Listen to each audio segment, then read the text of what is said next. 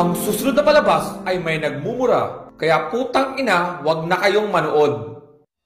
Hi, ako si Baby Bear. Wala akong pake, pero ako si Doray. At ako naman si Unggoy. So ano naman kabaklaan ang kailangan mo? Gusto ko sana makauwi na sa amin at makita ang aking nanay at ang aking kapatid. Maaari niyo ba akong ihatid, ha? Sure. Oo naman. Yay! Group hug! Anong nakakatawa? Ay! May pagong! Mukhang hindi sila makaalis kasi hindi niya magising yung anak niyang tatanga-tanga. Tulungan natin gisingin ang kanyang anak. Isigaw natin na malakas. Gising pagong! Di ba sabi ko laksan nyo? Isa patang ina nyo. Gising pagong! Ayan, nagising na ang puta. Tara na.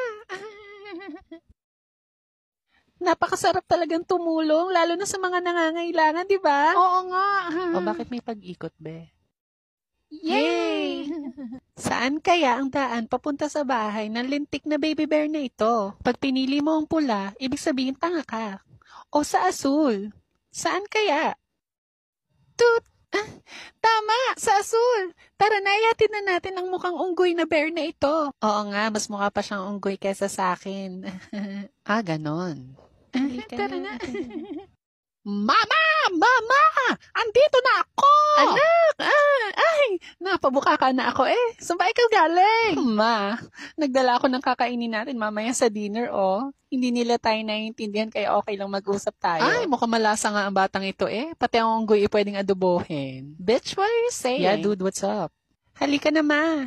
Oh, siya, ihanda mo na ang talyasi at ako na magagayat. Oh my gosh, let's go.